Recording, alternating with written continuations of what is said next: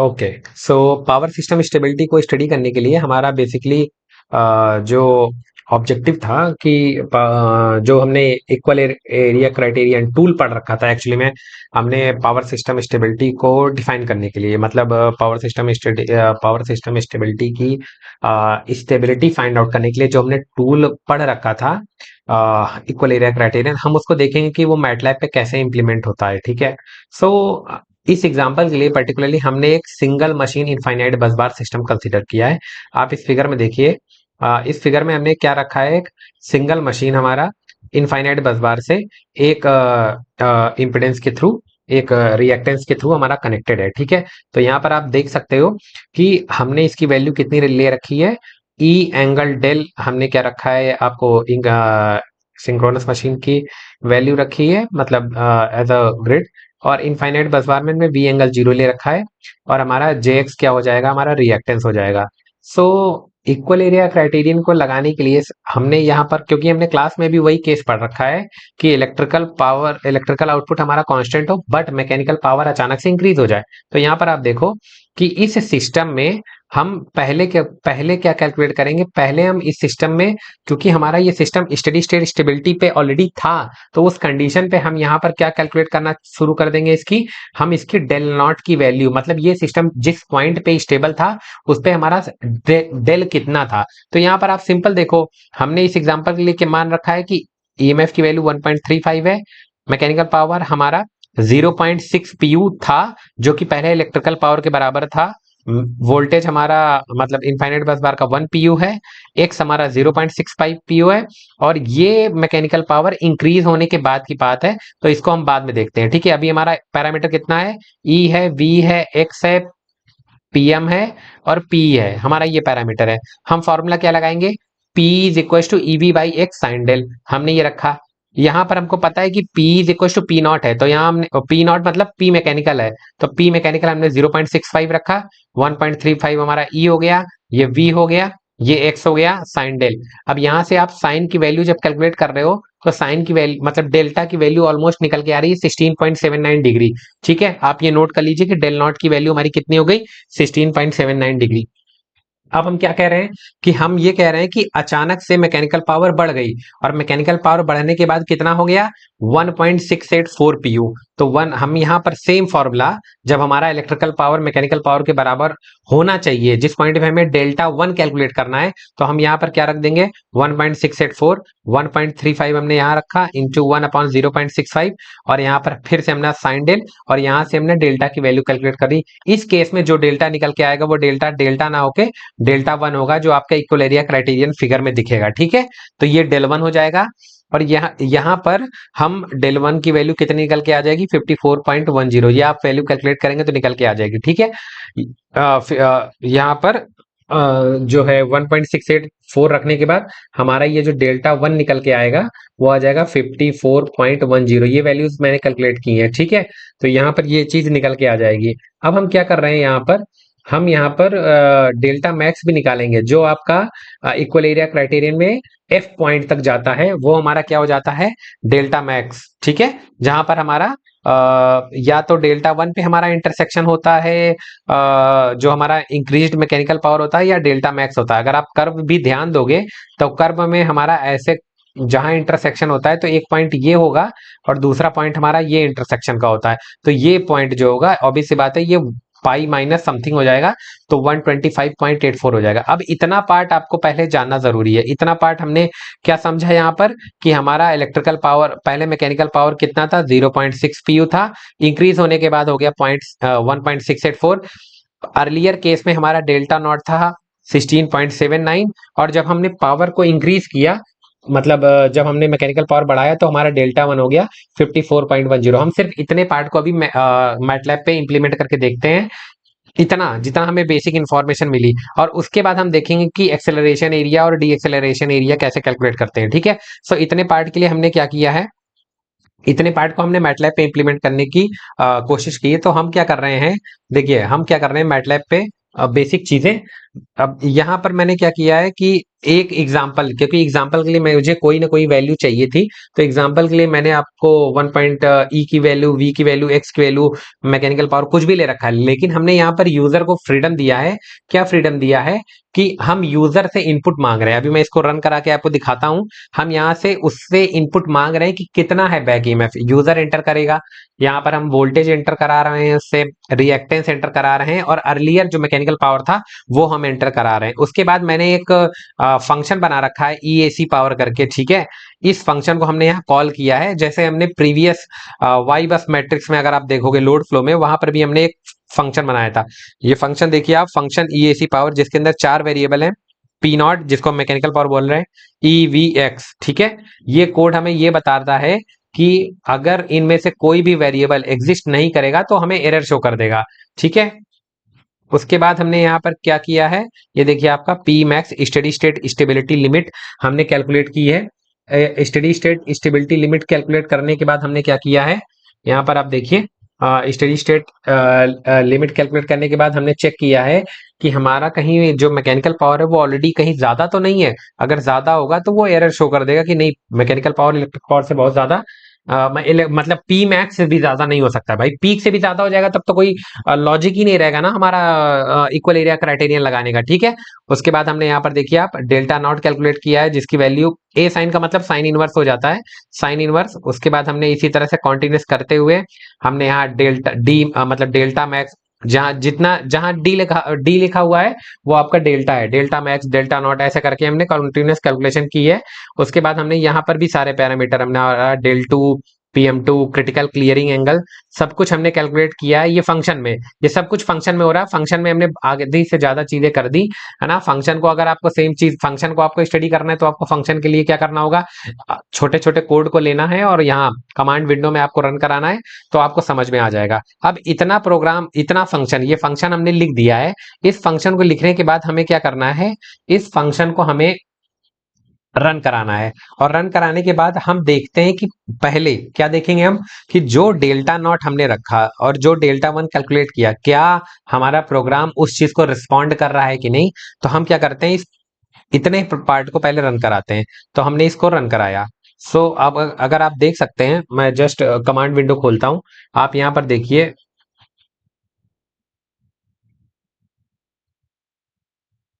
आप यहां पर कमांड विंडो पे देखिए, प्रोग्राम को हमने रन कराया तो कमांड विंडो पे देखिए पूछ रहा है इंटर द बैक ईएमएफ। अगर मैं वापस से अपने नोट्स पे जाता हूँ, वहां पर मैं दिखाता हूँ कि हमने कितना वैल्यू ले रखा है ई की। तो आप देखो यहाँ पर ई की वैल्यू हमने कितनी ले रखी है, मैं वापस से इसको यहाँ पर कर देता हूँ। हाँ, ई की वैल्यू हमने कितनी ले रखी है, 1.35 आपको दिख रही होगी।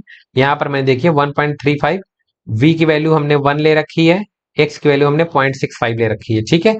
अब यही वैल्यू को हमें मैटलैब पे एंटर कराना है, ठीक है। अब हम देखते हैं कि मैटलैब पे एंटर कराना है। तो यहाँ पर देखिए आप, पूछ रहा है हमसे बैक ईएमएफ कितना है, 1.35 हमने लिखा।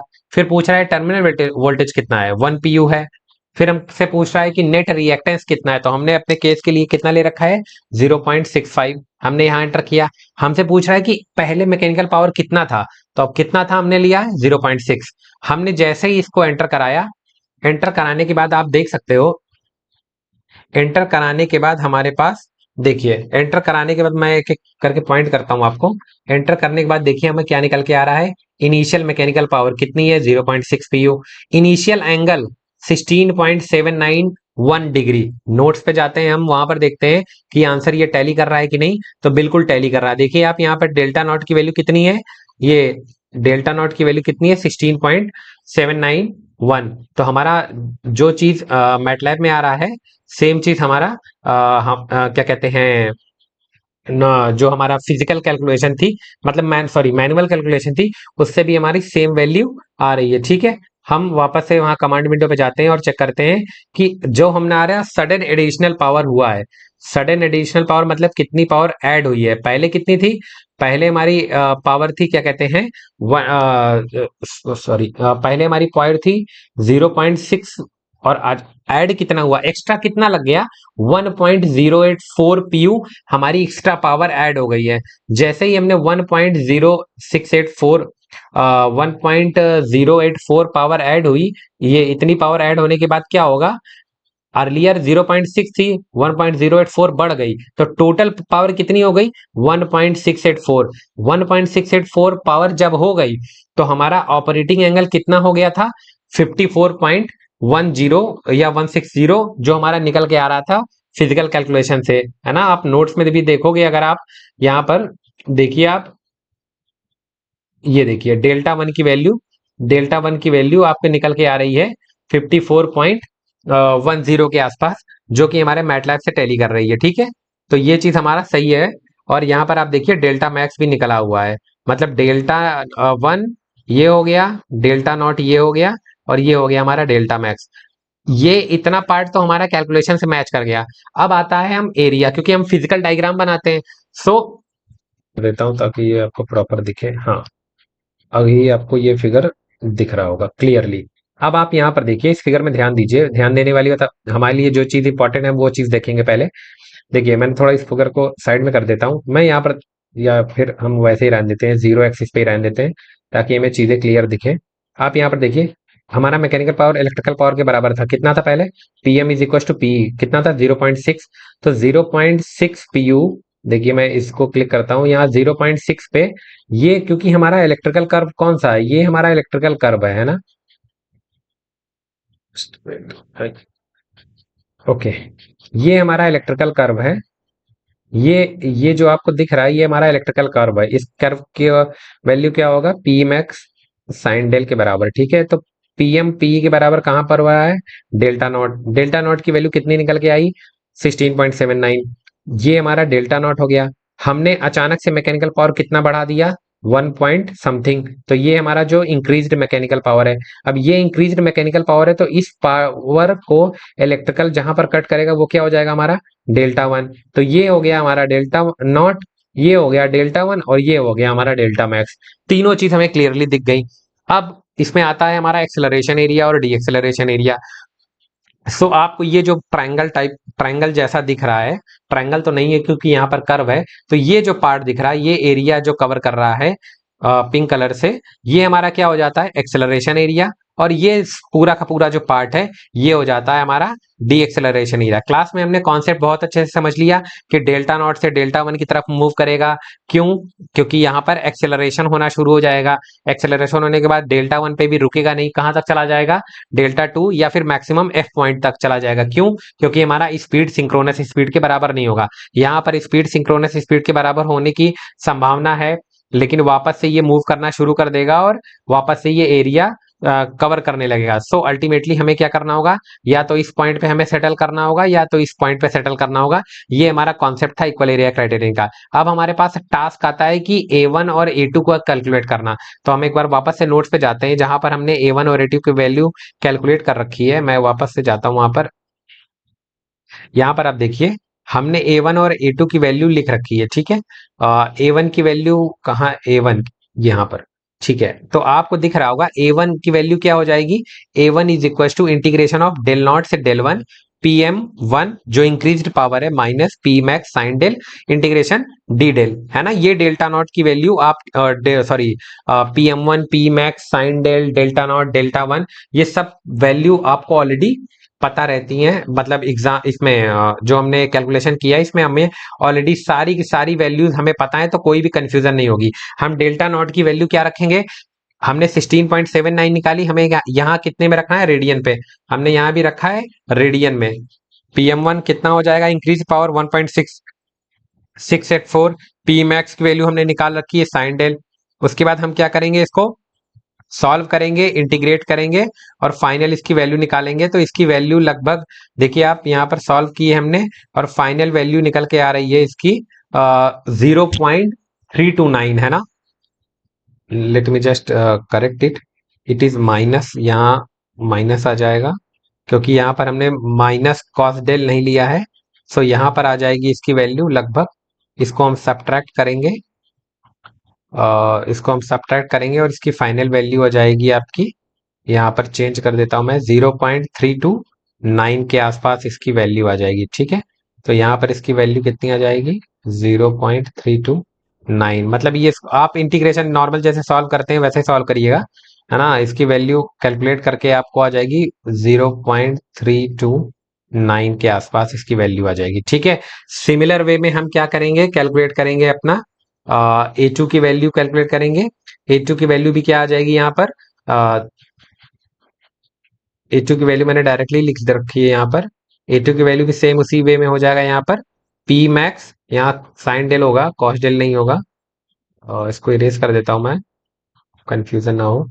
यहाँ पर, यहाँ क्या हो जाएगा फॉर्मूले में, पी मैक्स की वैल्यू सेम हो जाएगी, क्या हो जाएगा, पी मैक्स साइन डेल हमारा हो जाएगा यहाँ पर। A2 की वैल्यू मैं निकाल रहा हूँ। A2 की वैल्यू क्या हो जाएगी, देखिए इंटीग्रेशन डेल वन से del max p max sine del minus PM1, और ये इंटीग्रेशन हो जाएगा डी डेल। हम इसको सॉल्व करेंगे, साइन डेल का इंटीग्रेशन हो जाता है माइनस कॉस डेल, तो यहाँ पर आ जाएगा माइनस कॉस समथिंग, और ये ब्रैकेट बंद। जब आप इसको भी सॉल्व करेंगे, है ना, इसको भी आप सॉल्व करेंगे, पूरी की तरह कैलकुलेशन करेंगे फाइनल, तो आपकी वैल्यू निकल के आ जाएगी 0.329, क्योंकि मैंने डेल्टा मैक्स तक कैलकुलेशन की है, तो ये भी आपके लगभग 0.3 के आसपास कुछ वैल्यूज आएंगी, ठीक है। तो मैं इसको, हाँ, थोड़ा स्क्रॉल नीचे करता हूँ तो आपको दिखेगा 0.32 आपको ये वैल्यू दिखेगी यहाँ पर, तो ये वैल्यू A2 की वैल्यू आ जाएगी, ठीक है। A1 भी देखिए आप यहाँ पर, A1 की वैल्यू हमारी 0.329 के आसपास आ रही है। A2 की वैल्यू भी, ये सॉरी, ये 0.320 के आसपास आएगी, ये 0.329 के आसपास आएगा। जो भी है, हमारा यहाँ से कंडीशन निकल के आ जाएगा कि क्या हो जाएगा हमारी कंडीशन, कि A2 is greater then A1 हो जाएगा। हमारा फाइनल क्या निकल के आ जाएगा कि A2 की वैल्यू A1 से ज्यादा है या बराबर है, लगभग पॉइंट बहुत ज्यादा टॉलरेंस एंगल लैग करेगा, तो वो हमें बता देगा। अब हमने अपने कमांड में भी हमको ये चाहिए, देखिए हमने क्या किया है अभी मैटलैब पे, अपने हमने क्या क्या किया है कि मैटलैब पे हमने सबसे पहले जो चीजें की हैं, मैटलैब पे हमने क्या किया है कि पहले हमने P is equal to PM वाली कंडीशन को सेटिस्फाई कराया, और उस पे हमने क्या कैलकुलेट किया है, डेल्टा नॉट कैलकुलेट किया है। उसके बाद हमने क्या किया, जब हमारा इंक्रीज्ड पावर हो गया PM P के बराबर, जब PM1 जो इंक्रीज्ड पावर हो गई, उस कंडीशन पे हमने क्या निकाला, डेल्टा 1, और वहीं से हमने क्या निकाल लिया, डेल्टा मैक्स। उसके बाद हमने क्या कैलकुलेट किया है, A1 और A2, ये दोनों हमने कैलकुलेट किया है। ये चीजें हमने फिजिकली कैलकुलेट की, और हमने कंडीशन भी देखा कि A2 की वैल्यू लगभग ग्रेटर देन आ रही है A1 के, लगभग ग्रेटर देन और इक्वल्स टू आ रही है आपको, क्या कहते हैं, मैनुअल कैलकुलेशन में। अगर हम ये चीज अपने मैटलैब में इंप्लीमेंट करना चाहते हैं, तो वहां भी हमें A2 A1 कैलकुलेट करना होगा, एक्सेलरेटिंग एरिया और डी एक्सेलरेशन एरिया। आप फिगर में देख सकते हो कि हमारे पास जो फिगर दिख रहा है, वहां पर आप A1 और A2 आपको दिख रहा है, बट आपको वैल्यू कैलकुलेट करने के लिए आपको वापस से कमांड विंडो में जाना पड़ेगा और सारी चीजें इंप्लीमेंट करनी पड़ेगी। तो वापस से हम कमांड विंडो में जाते हैं और हम देखते हैं कि हमने क्या क्या चीजें वहां पर इंप्लीमेंट करनी है, जिस चीजों को हम नहीं देख पा रहे हैं। तो यहाँ पर आप देख सकते हो, जस्ट हाँ, यहाँ पर आप देख सकते हैं कमांड विंडो में हमने क्या किया है, कुछ चेंजेस किए हैं ना। कमांड विंडो में हमने क्या किया है कि कमांड विंडो में हमने A2 A1 को, क्योंकि हमें इंटीग्रेशन कराना है, तो हमने ज्यादा चीजें वेट नहीं की, हमने डायरेक्टली एक कोड लिख दिया जिससे वो इंटीग्रेशन कर जाएगा, है ना। तो हमने यहाँ पर, मैं कमांड आपको दिखा देता हूँ जहां पर हमने इंटीग्रेशन का एक्चुअल में कमांड लिखा। यहाँ पर आप देखिए ये वाली line, line number 48 and 49, A acceleration और ए डी एक्सेलरेशन, ये जो कमांड है इंटीग्रेशन ही, बस यहाँ पर मैंने इंटीग्रेशन के बाद चीजें लिख दी है। जैसे आप यहाँ पर देखो कॉस लिखा हुआ है, क्योंकि हमें पता है कि साइन का इंटीग्रेशन माइनस कॉस हो जाएगा, तो वो चीज डायरेक्टली मैंने सब्सटीट्यूट कर दी। हमें कैलकुलेट करना है एक्सेलरेशन एरिया और डी एक्सेलरेशन एरिया, तो वो चीज हमने यहाँ एक्सपेंड करके लिख दी। उस ये लिखने के बाद अब हम वापस से कमांड विंडो पे जाते हैं जहां हमारा प्रोग्राम रन कर चुका है। तो अगर आप यहाँ पर भी ध्यान से देखो, तो आपको यहाँ पर देखिए एक्सेलरेशन पावर लगभग 0.326 पीयू, और डी एक्सेलरेशन पावर भी 0.326 पीयू दिख रही है। मतलब कि एक्सेलरेशन पावर और डी एक्सेलरेशन पावर दोनों बराबर हो गई। एक चीज मैं इसमें बताना चाहता हूं आपको, जो प्रोग्राम में, इस प्रोग्राम में हमारे लिए इंपॉर्टेंट है क्रिटिकल एंगल। मैंने क्या किया है कि डेल 1 की वैल्यू उतनी, मतलब डेल मैक्स को वहां तक ले गया हूं जहां तक हमें A2 A1 के बराबर हो जाएगा कंडीशन ऑफ स्टेबिलिटी पे। मतलब ऐसा पॉइंट निकाला है हमने जहां पर हमारा जो है सिस्टम जो है स्टेबल हो सकता है पावर इंक्रीज करने के बाद। तो ये चीज इसीलिए हो रही है यहाँ पर। आप जनरली किसी भी दूसरे वैल्यू के लिए आप इस प्रोग्राम को रन करिए, मतलब वन ई की वैल्यू, वी की वैल्यू कुछ और रखिए, मैकेनिकल पावर कुछ और रखिए, तो ये आपको कंडीशन मतलब एक्सेलरेटिंग एरिया और डी एक्सेलरेटिंग एरिया निकल के आ जाएगा। आप उसी हिसाब से अपना न्यूमेरिकल वेरीफाई करा सकते हो। हमारे लिए एक और चीज इंपॉर्टेंट है यहाँ पर कि हमें पता है जब A two is greater than A one हो जाता है, ये कंडीशन में क्या हो जाता है, हमारा सिस्टम, देखिए आप दिख रहा है यहाँ पर इक्वल है दोनों, तो ये हमको लिख के आ गया कि सिस्टम हमारा मार्जिनली स्टेबल है। ये कमांड अगर मैं आपको दिखाता हूँ, यहाँ पर आप कमांड विंडो में देखिए एक बार, सॉरी, कोड जो आपका स्क्रिप्ट विंडो है, यहाँ पर देखिए हमने कमांड क्या ले रखा है, मतलब कोड क्या कर रखा है कि थोड़ा मैं नीचे कर देता हूँ, हाँ, इफ, देखिए यहाँ पर if absolute value A acceleration minus D acceleration area less than something है, तो हमारा सिस्टम हो जाएगा क्रिटिकली स्टेबल। अगर एक्सेलरेशन एरिया कम है डी एक्सेलरेशन से, तो सिस्टम हमारा स्टेबल हो जाता है। और अगर acceleration area greater than D acceleration हो जाएगा, तो हमारा क्या हो जाएगा, सिस्टम अनस्टेबल हो जाएगा। तो ये कमांड हमने कोड कर रखा है, जिससे ये आपको आउटपुट दिख रहा है। तो ये चीज हमें मतलब क्रिटिकली हमें समझ में आ गया कि हमारा जो क्या कहते हैं इक्वल एरिया क्राइटेरियन है, जब मैकेनिकल पावर इंक्रीज कर जा रही उस कंडीशन में हमारा इक्वल एरिया क्राइटेरियन कैसे काम कर रहा है। आई होप आपको ये वीडियो से या इस एग्जांपल से आपको मैटलैब में कैसे इक्वल एरिया क्राइटेरियन से यूज करना है स्टेबिलिटी, आपको समझ में आ चुका होगा। ठीक है, अगर फिर भी किसी को कोई कंफ्यूजन हो सकती है तो वो पूछ सकता है। ठीक है, थैंक यू।